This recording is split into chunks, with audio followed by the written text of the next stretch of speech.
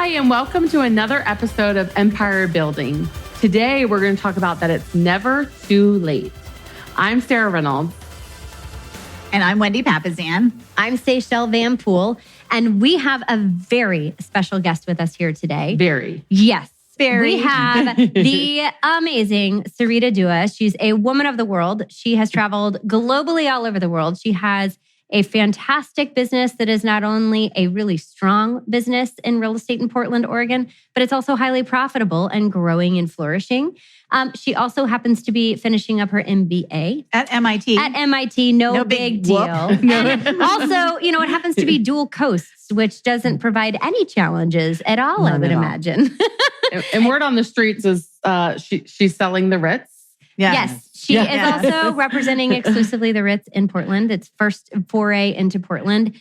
She has 2 amazing children, and she also has a fantastic husband, Bhupesh. So, Sarita, welcome. Welcome. Anything we missed? No, I think Great. So, we were talking earlier before coming on the podcast where you have this really unique story that I think is very relevant to a lot of people. And that is, we were having the conversation around it's never too late. Mm-hmm. It's never too late to live your best life. And you have gone through this beautiful transformation in the past couple of years that's been, as friends, really fantastic to watch and get to witness. And so we would love to have you join us today to talk about how we did that, what you went through, and where you are today versus where you were before. So let's unpack a little bit and go back to age 49. Okay. And you're very, not very long ago. And you were highly successful in business. This is not like you were not incredibly successful in your business. And what questions did you start asking? It's a great question. It's you don't really know that things could change until you it hits you over the head, right? Age 49, I just turned 50 this year. So last year, things were kind of flying high, right? I had a great business, very profitable. You mentioned we travel extensively. My family went through a transition. We just we're preparing to be empty nesters. So kind of all was good. And when all is good, you start ignoring a few of the little flags. Like what kind of flags? One of the flags was as my production went up, my weight would go up. So health was, I'd be juggling a lot of balls in the air. And the one that always dropped would be myself and my health. We've all been there, right? You're going to meet the contractor at noon, and next thing you know, you're having Taco Bell at 3 p.m. because the salad that you had planned to eat goes out the window, and you're on standby all day. So and you're running, So health was one thing. The other thing I was realizing is I was not taking a lot of risks. I was kind of hitting these fastballs that were just right down the plate, right down the middle. I would catch myself kind of driving to a listing appointment and not even prepping and kind of getting it. And I would be so proud of wow, I've got a pretty good track record. It's like, wait a minute, if you have a great track record, you're actually not swinging for the fences and you're not swinging for the curveballs. Okay, wait, that's a huge takeaway right there. So if you're too comfortable, that actually means you're not growing enough. Exactly. You're not taking risks. Wow. So you were in your comfort you're zone. Totally comfortable. Yeah. The other thing is I realized, and maybe it was this we're calling it a beautiful transformation. I'm calling it a midlife crisis, but it might have also just been this, I missed learning. I was coming here to Austin quite a bit. I was reading about machine learning and AI, and I was realizing that there's a whole bunch of stuff I don't know much about. I would read book after book, and it would make me want to, instead of answering questions, I would ask more. And I really do believe, my parents, this came from kind of the way I was raised, we're a learning-based family. The minute you stop learning, you really do start growing and you start dying. You stop growing and you start dying. And you really have to keep pushing yourself to learn. And I was realizing that I was on autopilot. And so was there an aha moment for you? Or was it just sort of a gradual dawning? I guess, again, you're right. My before here is, loving my family, traveling a lot, learning that I wanted to learn more. I did have it was a car accident, which was a big aha because I literally caught myself looking at the situation and what could have happened. And I felt like it was a do-over for me. Wow. So that was a big part of, and the other thing, guys, self-care, it's work. Going to the chiropractor or going to get massages. I believe a massage is your birthday or Valentine's Day gift certificate. I think and a lot of people it's do. Like a treat. It feels very decadent to go, but really it's maintenance, right? Mm-hmm. Like it's something we should be doing for ourselves to stay in alignment. And so it took especially like, as the me leader getting of an rear-ended. organization, Yes. especially as an empire builder, you know, you have a responsibility for a lot of people. And, you know, we only get one vessel. Yep. Yeah. Mm-hmm. So Well, and they talk about that oxygen mask saying, right? Put on Yeah. your mask first before helping others. And I Yes. just sort of smirked and thought, like, that doesn't apply to me and I can be Wonder Woman. I literally was proud of the phrase, like, I'll sleep when I die. And like, I was I think I actually proud heard of you being a say that, workaholic. yeah. Yeah. And now I track everything, including my sleep. And like, I know like sleep is so important. Yeah. It's like where we recharge, right? And it's, you have to really change the way you look at things. Well, it's really interesting because, you know, I've known you for a long time. We've known each other, but we haven't really been close, really just the last couple of years, Right. really. And it's been an honor to get to know you. I feel the same way. But I remember we were out at your beach house for our Five Dolls Network. And for those of you that don't know, out there in podcast world, we'll probably be talking about it quite a bit, but it's our mastermind group of amazing business owners. And we were out at your beach house. And I remember I can't remember if you showed up or what, but you honestly, you had gained so much weight. I can gain weight like You had an gained Olympic so much world weight. record holder. And you had a Starbucks Big Mhm. frappuccino. something Yep. with all the whipped 1,000 cream calories. and everything in Mhm. there. And I got so worried for you. And I was so worried for you in that moment. And I that really accident was. had happened just a couple of Couple days of weeks before. before or a that, couple weeks yeah. before that. No, and you're right. Like you don't, and I love you for saying that because you said something. And I mean, right, when we care about people, like sometimes we don't say the hard stuff because we don't want to hurt their feelings. Mhm. But like that's when you really do need that Yeah. care and candor. And like, like I was kind of flying high and I'll just deal with it. Yeah. And next thing you know, you look up and you're like, you weigh the most you've ever weighed and you're just basically squeaking by, and you're just not happy with it was my life. I didn't control anything. It just had control of me. And I knew things had to change. Yeah. My And life, wow. Yeah. I didn't have control over anything. My life just had control over me. Yeah. And isn't it amazing when you're building an empire, building a business, following these moments of really living your best life, right? And I just think about what an inspiration you've been to so many because you made some choices to focus on your health, me being one of them, right? Yeah. And just watching you over the last year turn that and focus. And in the beginning of the year, I was like, well, if Sarita can do it, I know I can do it too. And just inspiring me and inspiring so many because you said yes to your best life and it's never too late, right? You showed the It's never world too that late. it's never too Well, and late. tell us exactly what your weight loss journey went, Sure. because a lot of people don't know. Well, and I think just to build up that was like, if I didn't want to go there, I could have ignored it, right? Yes. I had in 2017 close to 80 million in production, 2.1 GCI, 62% profit. Like life was good. Like we could have continued to keep the ball on the ground and keep cruising. Right. But I think, and it might have been this sort of fear of the birthday, like the birthday came, it was July 2019 and it was 50 by 50. So I set this goal, 50 by 50. I almost made it like a marketing mantra, right? And You then did, the difference is I you meant told 50 people pounds, right? 50 pounds, Lost 50 by pounds by 50 my years old. 50th birthday. And this was September 2018. So I had till July of 2019 to do it. And I told people, like I told my friends, I made myself accountable for it. 50 is a daunting number. And 1 pound at a time, breaking it down into little bitty bites. Like I surrounded myself with my friends who supported me. In fact, I had a daily Facebook accountability chat. I got help. I used a proven model and system in terms of having a coach and having weekly weigh-ins and knowing what I was eating. I tracked the heck out of it in terms of every day. What did I weigh? What did I eat? How many carbs? How many calories?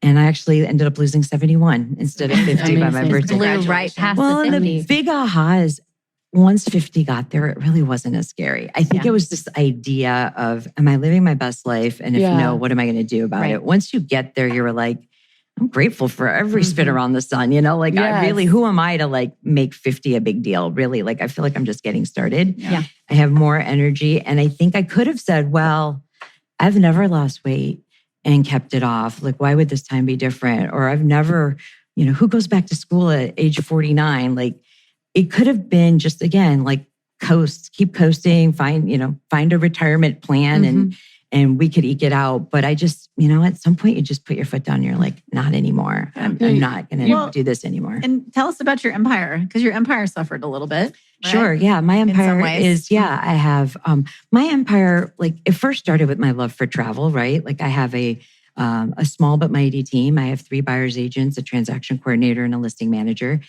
I would get in my own way. Like the more I actually got out of my business, and that might have been to go travel or do stuff, the more I got out, the more they were empowered to really stay in their strength zone and do amazing things. It's a good lesson for a lot of people listening. Huge. I mean, it's bad when your assistant literally delivers the monitor and the chair to your office, to your home office. He's like, you're thinking about working from home? Don't take this the wrong way. And he literally delivered my office to me. And he's like, this might be great for all of us, right? And one of the big lessons there, which was one of my biggest ahas a year or so ago, is when you say no to something, you're giving someone else the opportunity to say yes. That's correct. Right? And you saying no to certain things gave people in your organization an opportunity to say yes.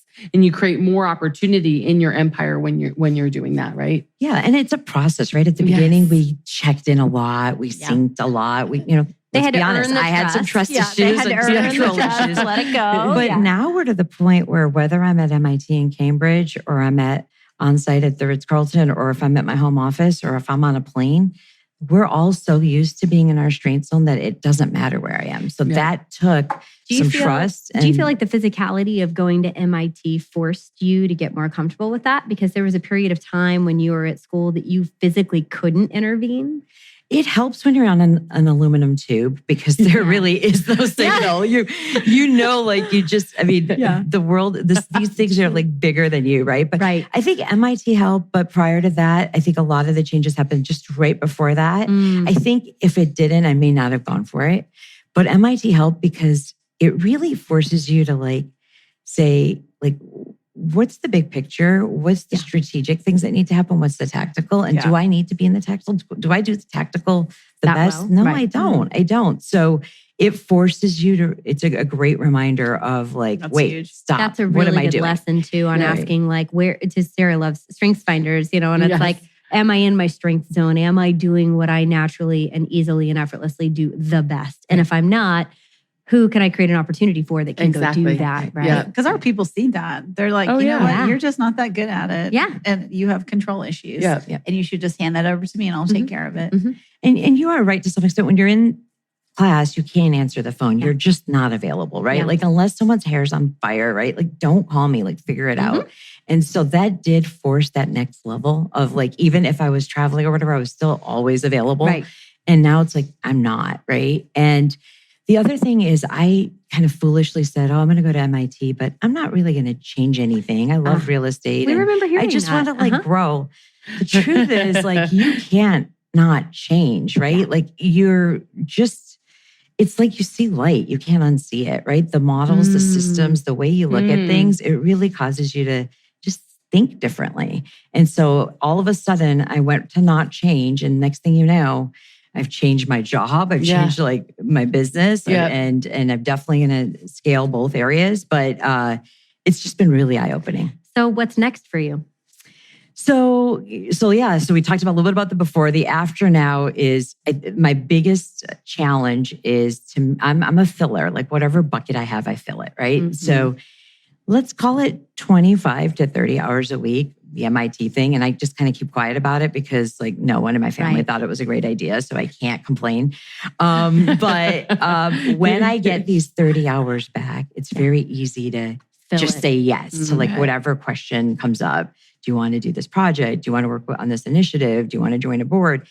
And I'm not going to say yes. I'm going to enjoy that time and be really deliberate with how I spend it. Can we write that down? Yeah, please do. I know you guys have. She asked me about the mocha, so she's going to. And the other thing is I'm taking the health to the next level. I'm doing the New York City Marathon November 1st. Yes. Awesome. Yep. Congratulations. My husband and I are really excited about the fact that we are empty nesters. It was rough. More him than me the first month. It was rough, but he's just loves the kids. I don't not love them, but he loves them.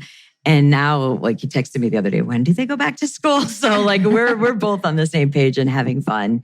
And we're just, living your best life involves like doing the things you want to do. I have so many people that are like, oh, well, I'll go to Europe when I retire, or I will do this after this. Well, look, what happens if that wasn't in your cards? Like, you got to do it now. Well, so we had an earlier episode and it was all about casting the vision and talking about your mission in life.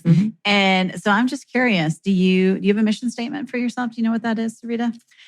Yeah, I mean, it's basically to live my best life and empower everyone around me to do the same. I love that. Love that. And I'm really excited. Even with school, we're doing an initiative. I'm really passionate about girls in STEM. I'm an engineer by trade, and so is my daughter. And I watch some of us nerdy girls kind of dampen our light a bit because it used to not be that cool to be smart. It's definitely becoming in vogue now, which is great. But still giving everybody, men and women and boys and girls, the opportunity to learn great tools so that we can minimize the gap between what's required by the job force and what skills you graduated with. We're actually launching this in Kenya this month in a couple of weeks. And we're going really to learn. But I just think that there's so much even on a global scale we can do and take back to like all of our communities. I love that. Well, I personally, I don't really believe you that you're not going to fill those 25 hours. At least the first few months, maybe. But I do believe that you're probably going to make better choices about what you're filling it with. And so I think having a clear sense of your mission allows you to say yes to the things that are important to you and no to the things that don't mean as much, and all that tactical stuff that you've learned that you can pass off. You don't have to dig back into that. Absolutely. Right. And you can use your prodigious skills, right, as a leader, right, to make the world a better place. So I love that. Wow, what a lesson. It's incredible. Well, and I was listening to you guys talk about profit, right? And it's like you can have a very profitable business, but then if you're so profitable, you have to question, do you have the right leverage? Yeah. And then you can do the other extreme, right? Which is, I don't want to ever sell anything. I just want leverage, which is awesome, but you then may not have profit. Right. And all of these things there's no right answer, right? No. It's right for you. It's what's right for you. But when there is a bit of a speed bump and you whether it's a market shift or whether it's just something you didn't anticipate, that's when those decisions are really important. And then it helps you pivot, depending on which way you went. So for me, I definitely know I am under leveraged because I favor profit, and to be able to get the right leverage, even at the expense of some profit. It's okay to go from 55% to 40%, you know what, though? You're buying your time back is really what you're doing. Yes. When you go down on profit to that level, it's not that the money is just fleeting. We were talking about on the profit, right? If you're investing in people, those people will give you a better return anyways, and you're buying your time back. Yeah. Well, you have to give up control to the right person, though, in order to be able to do that, which is what the do you want hardest your part. legacy to be? Exactly. And I was able to share it with Gary too. Like, leverage also gives you the chance to explore opportunities. That if some amazing opportunities come up and you're not leveraged properly, you just have to say no, because you just can't you can't pull yourself out. Can't do it. I think for me, I had such a big pivotal point in my business where you go from being a really amazing salesperson to like a business owner. Yeah. And a business can sustain without you for a period of time.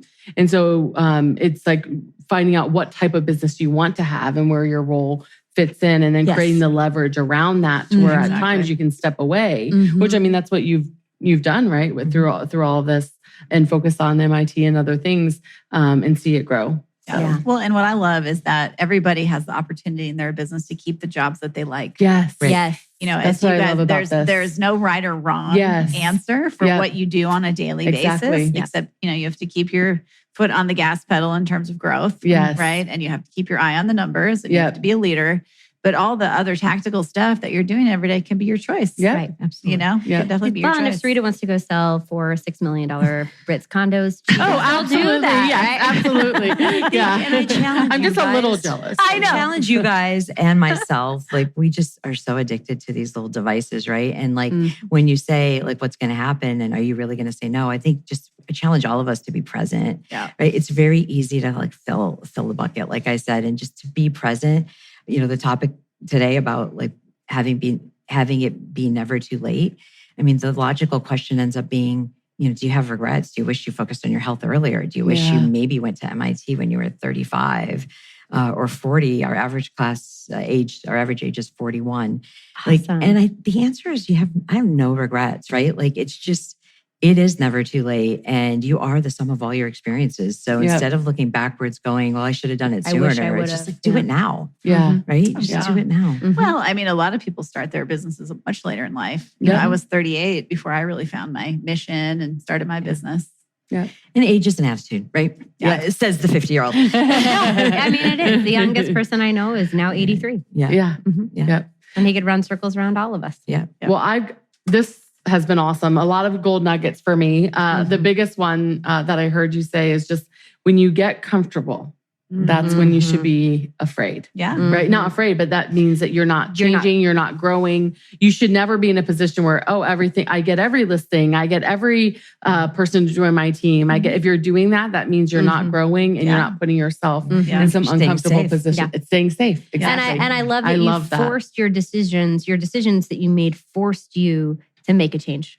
Yeah. Like, because you could have done an MBA locally. Yep. Right? And that would have allowed you to still stay in your business in the level you were in over there and still do your MBA, but you would have been cheating, right? You would have been cheating both sides. Staying safe. So by forcing drastic decisions in that way and the drastic health changes that you made, that really is allowing you to feel like you're just getting started. And that's so exciting. And a quick word about health, right? Like there's no right answer on like you should weigh X or Y or whatever. Right. I think for me, it was just it controlled me and I needed to take control again. Yeah. And that's what it really was about. It was just, I was in victim mode a lot of times and I had a lot of excuses, right? I was super busy and I had every reason to have the milkshake or whatever, but I just had to stop. Sorry. No, and I would just say, how you said your production went up and your weight would go up. I would also say that I know your production has gone down a little bit while you've been doing all these other things, and that's okay. Like that's 100% okay. And I give everybody permission out there to take control of their health because it is the most important thing. You literally cannot live without your body. One thing before we wrap up today, one thing that you mentioned was with your health, you've always felt like you could gain weight and lose it and gain it again and lose it again. And this time it feels different for you. It does. Talk to me about that. I'm still fearful. And so I think that fear drives me a little bit, but it does feel different because I just tell myself I didn't lose 71 pounds overnight. So if I have a lot of pizza on the weekend, I'm not going to gain 71 pounds, right? It's just, it's back to the model, right? I weigh myself daily. That's just me. I know sort of my allowances or my buffer and I trust the process, but I don't take it for granted, right? I still track and monitor and surround yourself with people that really support your goals. So you're making a daily decision, but it's a journey. It's not the end all be all if you've got a day or two that are off. Exactly. If you have a 4 or 5 pound range, you just know, I know what to do, right? I know I knew what to do for 71. I know what to do for 5. Well, I think that's just a good lesson for every aspect of your life. We're going to wake up. We're going to wake up, and it's not going to be a perfect day. Yes. You're not going to feel like you're in control of everything every single day, and that's not what life looks like. And that's okay. It's okay. Yeah. It's it's just like everything else. Just success looks different than most people think it is. It's repeatable activities done over time yields a big result. It's not super exciting, right? It can be boring. You just have to stay on it. And what this podcast is about is having a massive business, which you do, and then also at the same time having an even bigger life. And I think health, choosing to follow your dreams and go to MIT, the dream that you had is just part of that. And I think you've been such a special guest because you are proving that you can have a massive business at the same time have an even bigger life.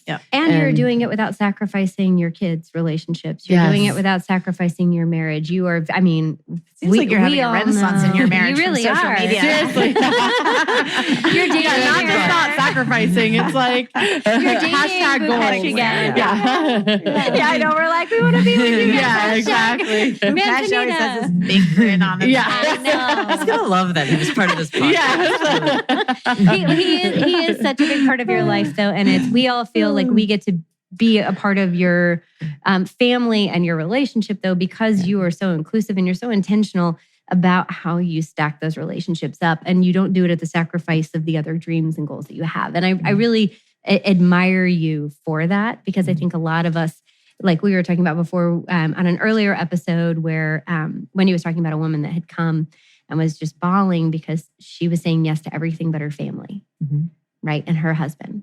And you don't do that. And it's really awesome to watch that you're building this massive life, and it includes being very intentional about your relationship. And I just want to remind everyone, some of the reasons I don't do that is there's many times where I did, right? And I remember what it felt like. I remember when my kid said, I wish I was one of your clients so then you could spend time with us, right? Like, you know, or my husband like stopping really to save time on the weekend because he knew I was pretty much an 80-90% chance of being a no-show for whatever plan we had.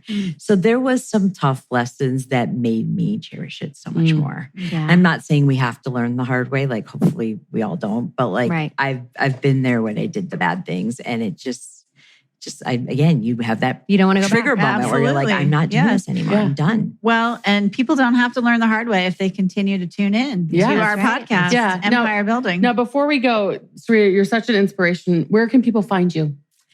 They can find me. My handle is Ask Sarita on Twitter and Instagram, and definitely friend me on Facebook. We're working on the whole 5,000 friend limit thing. But I'm like everywhere, and just reach out to me directly. Any buyer and seller in Portland, right? Absolutely. Yes. Happy to help. Ask Sarita to help you. Portland metro area surrounding. AskSarita.com. Yes. Right? Sarita.com. That's awesome. That's so great. Well, thank you for sharing with us today. This has been for having me. It's such an honor. Such a treat. Thank you. And it's really never too late to be present, to live your best life. Thank you, Sarita. And thank you for joining Empire Building with us today. Man, what an absolute pleasure, Sarita, to have you. And we hope you'll join us again next time. Thanks for listening to Empire Building. If you like what you heard, join our tribe by subscribing on your favorite podcast platform. And help us spread the word by leaving a 5-star rating and review. Until next time, wishing you a life worth living. And remember, you are an empire builder.